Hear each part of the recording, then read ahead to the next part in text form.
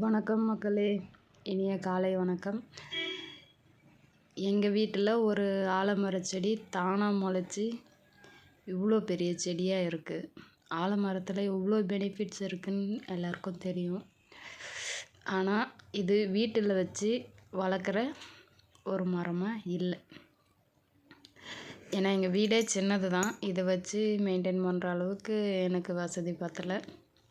So நானும் போய் கோயிலெல்லாம் கேட்டு பார்த்தேன். இதோட தன்மை ரொம்ப பெரிதளவில் வளரக்கூடியதாக இருக்கிறதுனால ஆலமரம் வைக்க இடம் இல்லை, வைக்க முடியாது அப்படி சொல்லிட்டாங்க.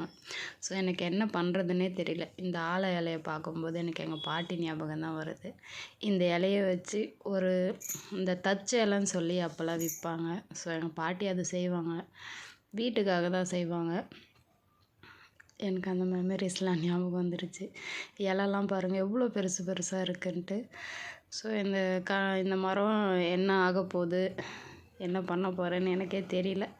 ஸோ யாருக்காச்சும் வேணும்னா சொல்லுங்கள், நான் ஃப்ரீயாகவே கொடுக்குறேன், ஒன்றும் பிரச்சனை இல்லை. எனக்கு இந்த மரம் நல்லா வளர்ந்தால் மட்டும் போதும். ஆனால் என்னால் வளர்க்க முடியல, அவ்வளோதான். வணக்கம்.